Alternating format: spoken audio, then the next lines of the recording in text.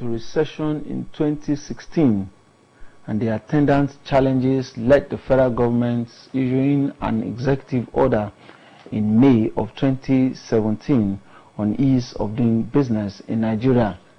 The order, which sought to address certain shortcomings in government circles and position Nigeria as a preferred investment destination, also aimed at achieving, among others, transparency in government ministries, departments and agencies, MDAs for short, deal with issues of poverty and job creation. With a national action plan rolled out in phases, Nigeria's quest for a competitive business environment is proving to be worth it. With phase 2, Nigeria has recorded an unprecedented move up the World Bank Index on Ease of Doing Business from 169 to 145. The third phase of the National Action Plan has just been unveiled by Vice President Yemi Osinbajo. My name is Segun Ojelade. I welcome you to Nigeria Today.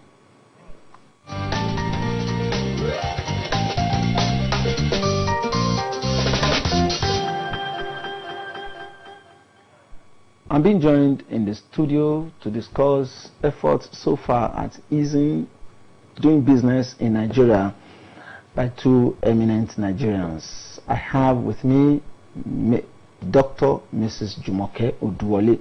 She is the Senior Special Assistant to Mr. President on Industry, Trade and Investment in the Office of the Vice President. I welcome you to the program. Thank you. Pleasure to be here. I also have Professor Ken Ife, a development economist, a well-known face on Nigeria Today. I welcome you, Prof. Thank you very much. Program. I think I'll start with you, Prof. Ease of doing business seems to be a very popular slogan in government, especially in business circle.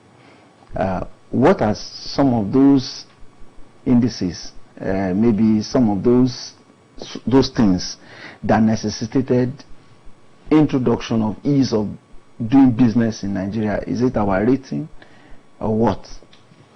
Well, the ease of doing business is one of the indicators, and this is from World Bank, but there are many others, but is particularly looking at the ease of doing business across 10 constructs. And what really excites me about the project is the use of presidential executive orders, and two, demonstrating to Nigerians that this immovable third quartile position, which we have been in for God knows when, that jinx can be broken. And it was indeed broken. A target of 20 steps ahead was set, and it was exceeded. Let's have something to smile about. So I'm happy to join that party. But there are other areas that we must have to look at. Okay. It's a good beginning. You mentioned 20.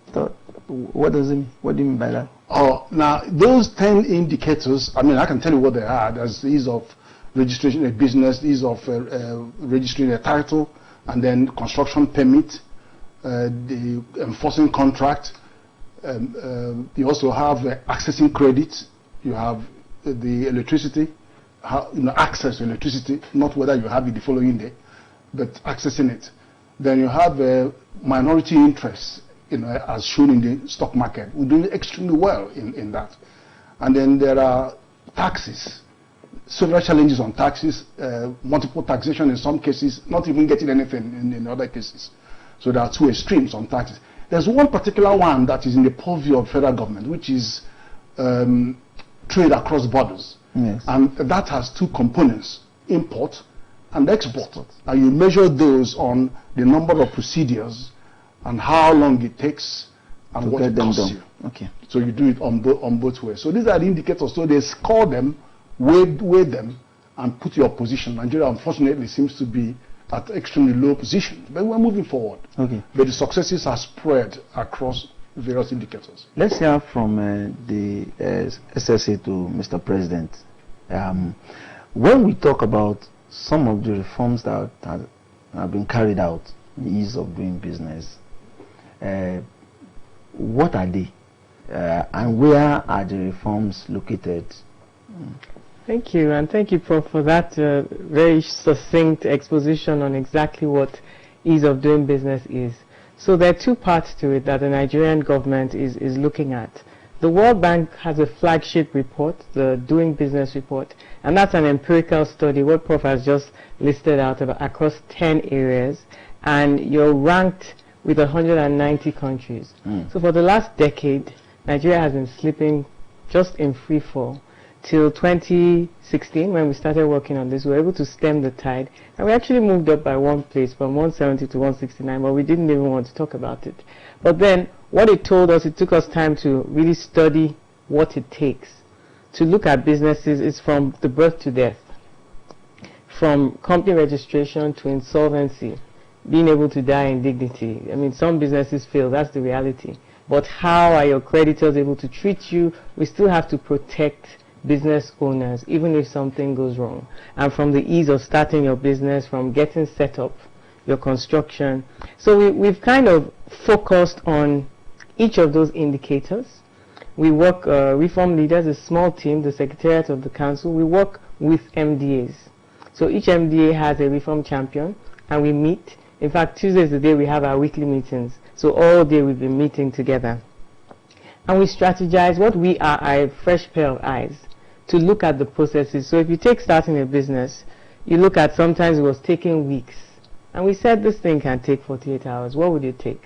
And you start working backwards, automation, infusing payment of stamp duties electronically. So we worked with CAC and FIRS to make sure this could be done electronically, and then making sure that the portal is steady. We worked with private sector to stabilize the portal, main one, and Oasis, and that kind of collaboration gives you the results that you need. In other areas, payment of taxes, registering property, worked with Lagos State and Kano State. Removing simple things like the requirement for an affidavit. You know, so it's really, last cycle we were taking the lowest hanging fruit and sort of cleaning up and making sure that things are simpler. Okay. Yeah. Now, from what you've said, it's like you started afresh. Yes. I think I was hearing something like a one-stop shop for a long time. What is the difference between the one-stop shop that we had in the past, where we have all government agencies? You have them in one location. What is the difference between that and what you're doing now? There's no difference. It's all two sides of the same coin, and we work closely together. NIPC is custodian of the one-stop shop. Okay. They have about 27 agencies present on the second floor of their building, and an investor can come in, or even a Nigerian entrepreneur can go in and get different certificates and applications and registrations all within that premises. What we are doing is looking at agencies where they are and almost auditing the procedures for transparency. So access to information for business people, for Nigerian SMEs, and for anyone that wants to do business in Nigeria. We also, so that's access to information, the list of procedures, the people responsible, the cost, all that access to information. We also look at the cost of doing business and the time of doing business. Those are the three things that we focus on when we look at each indicator area. You will be able to cut the time it takes for some of these things to happen. Okay. Yes. Number of procedures. Number of procedures. Let's go to specific areas now. More specific. Okay. Yes. The ports, for instance, there is one aspect of it that says that, okay, even if we are going to have multiple government agencies at the ports, their operations must be streamlined. But from some of the things that we're reading, it's like we are not there yet. What areas do we still have bottlenecks? Old habits, they say, die hard. Let's talk about the port. And I'm really glad that Jumoke began by saying they were looking at low-hanging fruits. It's better to sort that out. But there are stubborn ones, and you just hit one of them. This is the port. The port is federal government. And first of all, there are two big players in this. There are 4 solid indicators that are solidly with state governments. And then we have to engage state governments if you are going to have traction in those. And that is about the registering business at the state level, the title. If you want to build a house or buy a property or register a property, it takes time. Then if you start building as a business owner, construction permit. To get that is another wahala. Then even when you get through to a contract and you have issues about enforcing contract in the court, for some of them it can even take 500 days. So we would have to look at how we work with state governments to deliver on this. Yes. Then secondly, the proxy for measuring Nigeria is Lagos. And so luckily the port is in Lagos. But they also have to talk about engaging some big boys like Kano, Kaduna, Rivers, Port Harcourt, Ibadan. So that at least one big boy in each political zone is a big step going forward. And then what lesson we learn from Jigawa, that is number one during the subnational, is also has to be in the mix, because I know that when we do the best things that we need to do based on what Jigawa has done, our position will be number 72, not 145. But anyway, back to your question about the port saga. It's not enough to chalk out 15 agencies clustering the port. You have to look at the system. The reason why we are still sending things to Cotonou and all that is when you implement single window fully, you will see the benefit. It's not just for you to take 2 weeks to clear your goods in Lagos. Look at the cost. It's not just demurrage, it's the truck that you brought in. You are paying 150,000 a day, sitting there with the container, and then they tell you that this thing is not working, the scanner is not working. Look at all that cost. So if something is cleared in 24 hours or 48 hours in Cotonou, they just go there and do the clearing and move it through the porous borders. So it's competition. And we have to be alive to competitiveness. So why can we not put our finger on the problem and say we will have to have a single window in the next 6 months or 1 year? Okay, that brings me to my next question. Your office, for instance, or the group that you say has been set up to do some of these reforms that we're talking about, what powers do you have to impress? Let me not use the word force some of these reforms. As he has said, we still have some stubborn big boys in the system.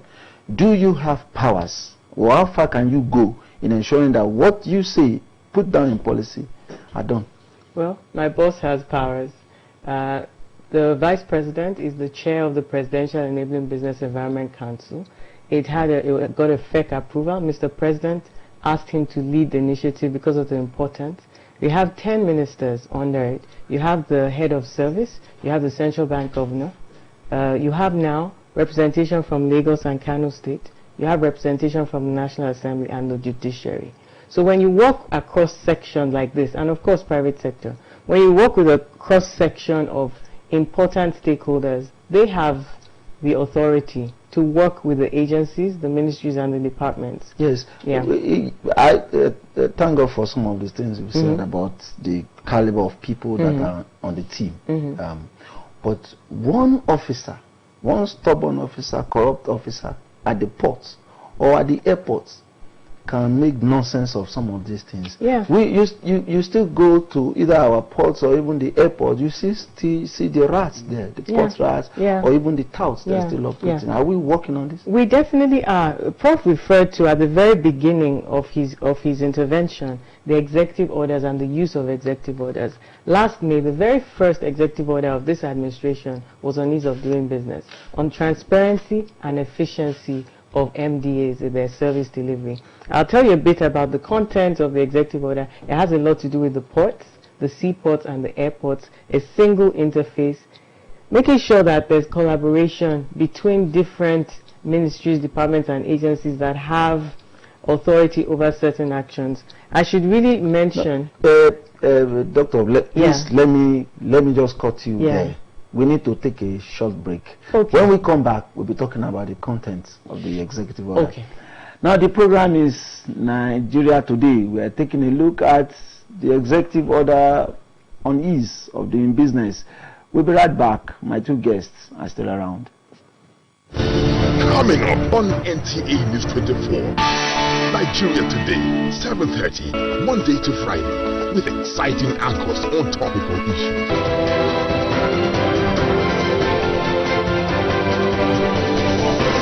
Inspirators, a search for those who inspire others.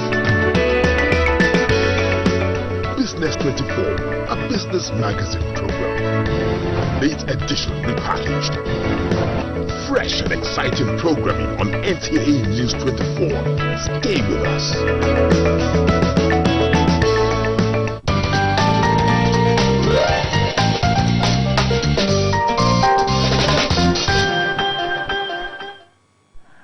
You're welcome back.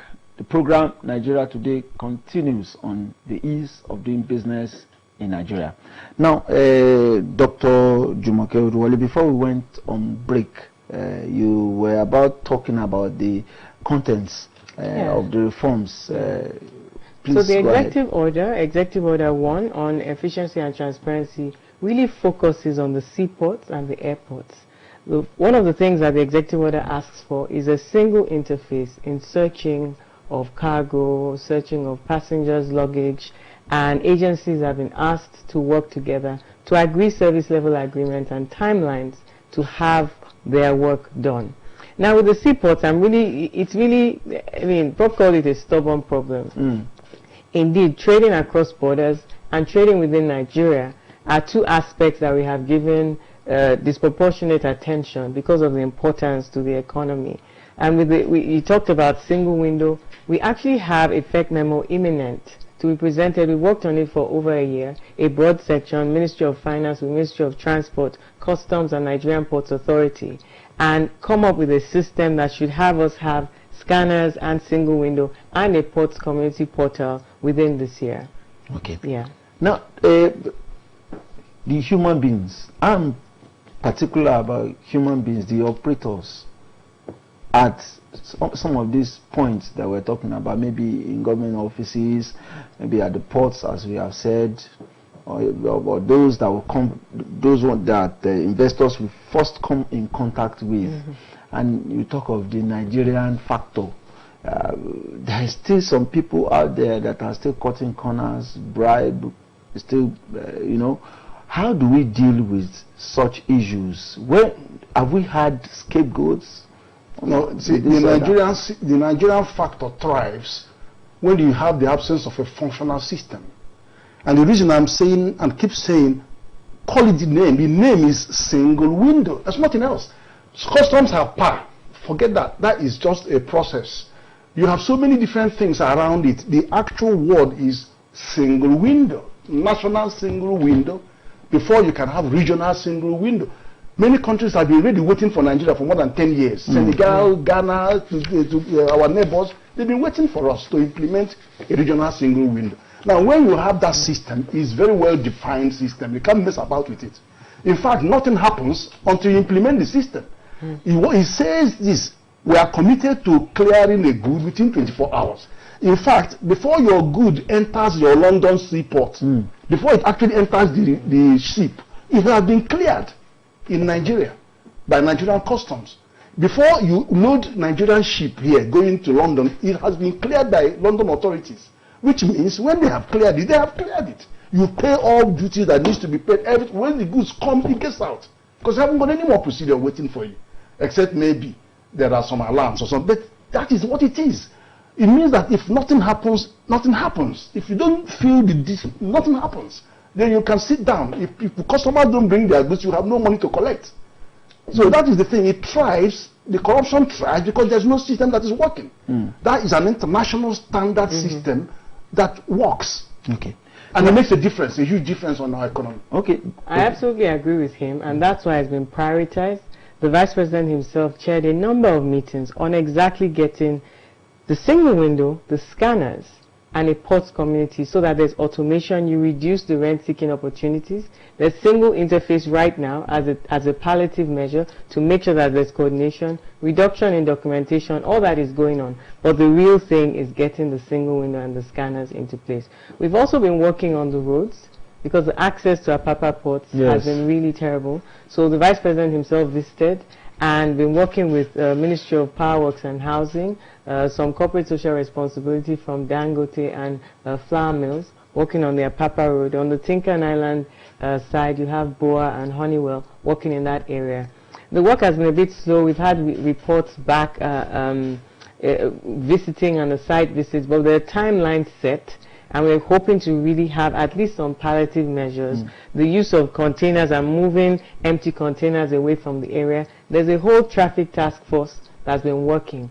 Of course, we should call out the rent-seeking behaviors of a lot of the agencies that work on that axis, and making sure that also, I mean, I know it's difficult for the private sector, but it does take two for corruption, and we need to make sure that everybody is on the same page on what we need to deliver. There is one aspect of the other, one government directive in the past. We have government agencies issuing multiple directives, multiple orders, you know. And again, there's one other aspect of it that says, okay, once an agency has asked, you presented a document in one agency, you don't necessarily have to go to the next agency to. How, in operation, how has it been? So the idea is to get agencies more efficient and more effective. Don't ask the SME to go from one office to another, getting copies and filling forms with the same information that you filled several times before in several different agencies. Use your databases, collaborate your one government, at least the federal agencies. In practice, we're trying to get them to work together. For instance, in the airport, getting customs and immigration to work together so that passengers, travelers are filling just one form on exit, and only non-Nigerians are filling a form on return. How do you monitor the performance of some of these directives? Internally, we have the Executive Order 1 measurement matrix, M&E matrix, and we actually in December released our first 6-month report. And not a lot of agencies, some did well, and some were really lacking. So we called that out, and the heads of agencies and the ministers are taking attention, paying attention, because you see that you mentioned maybe an officer isn't taking it very seriously. We have monthly reports being submitted. We ask for certain information, and we collate that information. We've also tasked Servicom with doing what they were set up to do and doing their job. Are there likely to be sanctions for those agencies that are found to be? There are likely to be sanctions. For instance, I know that last year, the Comptroller General of Immigration, at our behest, went to the airport undercover. So he was in the airport at least 2 hours before his boys and his staff realized that it was him. So quite a number of the officers were disciplined. Some were even posted out of the Lagos International Airport because of that intervention. I think that happened about twice last year. Okay. Yeah. How about the customs? The customs, we've been working very actively with the Comptroller General to try and make sure that there's discipline. A lot of the complaints, we've reported them. But most importantly, perhaps most importantly, the Council has approved a web-based application, the PEBEC.report. We've been testing it for the last 8 weeks, and it's working perfectly well. What we've been working with agencies on is the back end. So if you go online now and you type PEBEC.report, you come up with a portal that 8 agencies from Police, Customs, NAFDAC, SON, CAC, you can actually lodge a complaint or give feedback. Yes, or give feedback. If you see something that you like that has changed, you can also do that. And you can lodge a complaint. Now, what this does is put the validation in the hands of the Nigerian public. Because we can't go everywhere. So sometimes people tell us, oh, somebody collected money from me. Who? They don't know the name. They don't want to say. So now every officer is supposed to have their name sewn on their uniform. And they're supposed to be only at the airport, for instance, when they're on duty. So if the more information that the public can gather, even take pictures, you'll be able to upload pictures onto the portal. And once we have the information, the time, because at airports, there are CCTV cameras, and we've had a number of incidents that we've been able to intervene because there were details. Please, Prof, because of our time, if you are to advise the operators of these executive orders on ease of doing business in 1 or 2 sentences, what will you tell them? Look, I appreciate quality improvement schemes, complaint monitoring systems, but they're all adjunct to the key McCoy. The McCoy is what I've mentioned. It's the single window. I handled this project. I was driving the Interministerial Task Force on Trade Facilitation as DFID Trade Advisor in 2011, 2012. And we confronted this matter head on. It came to the fact that, to the point that Web Fontaine is a company that had a generic contract that included single window, and they were trying to unpack it. I said, for goodness sake, put your politics aside. That is what we want. However you sort it out, that is what we want. Okay. Every other thing will come around it. Okay. But that is it. That is where it is. Okay. At that time. Yes. I must thank you, Professor Ken Ife, for all that you said on the program. Because of our time, we will not be able to cover more than this. Maybe there will be another opportunity for us to come back and give more insights into it. Thank you very much. My pleasure. Yes. Thank you, Dr. Jumoke Oduwole, SSA, to the President, for what you are doing. Nigeria appreciates your contributions. Thank you. Yes. Thank you very much. Well, this is where we call it a date on the program Nigeria Today. The program will be back tomorrow. I am Shegun Ojelade. Bye-bye.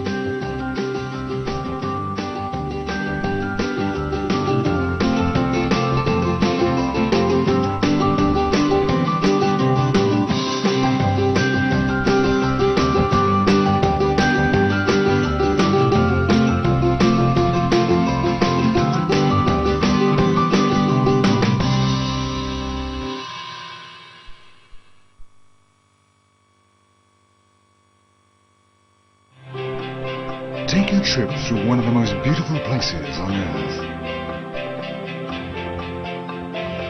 A journey of discovery. A unique opportunity to get in touch with unspoiled nature. Enjoy your time in a place that offers something for everyone. A land of beautiful contrasts. An experience you won't forget.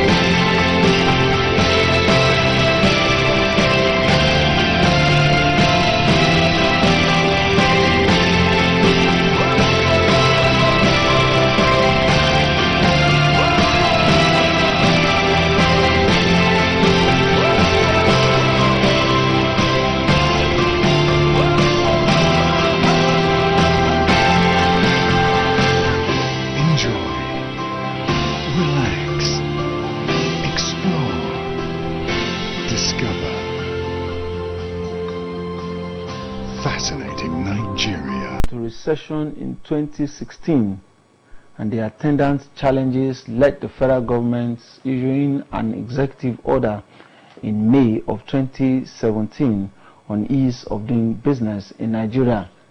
The order, which sought to address certain shortcomings in government circles and position Nigeria as a preferred investment destination, also aimed at achieving, among others, transparency in government ministries, departments and agencies, MDAs for short, deal with issues of poverty and job creation. With a national action plan rolled out in phases, Nigeria's quest for a competitive business environment is proving to be worth it. With Phase 2, Nigeria has recorded an unprecedented move up the World Bank Index on Ease of Doing Business from 169 to 145.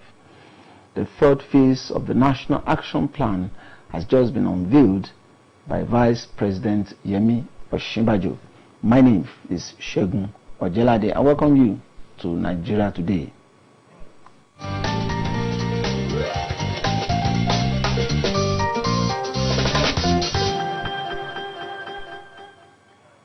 I'm being joined in the studio to discuss efforts so far at easing doing business in Nigeria by two eminent Nigerians. I have with me Dr. Mrs. Jumoke Oduwole. She is the Senior Special Assistant to Mr. President on Industry, Trade and Investment in the Office of the Vice President. I welcome you to the program. Thank you. Pleasure to be here. I also have Professor Ken Ife, a development economist, a well-known face on Nigeria Today. I welcome you, Prof. Thank you very much. Program. I think I'll start with you, Prof. Ease of doing business seems to be a very popular slogan in government, especially in business circle. What are some...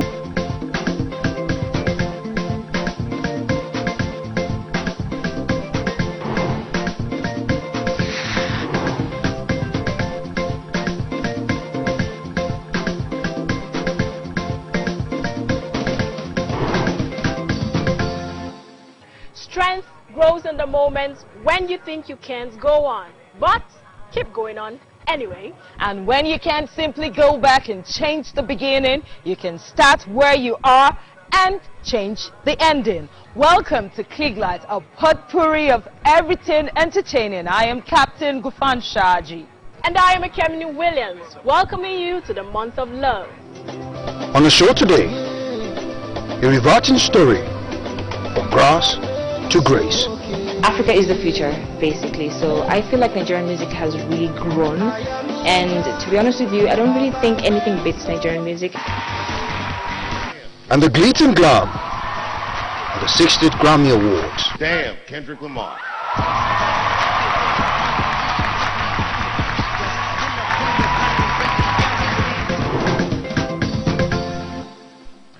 Wow, I just love love. I like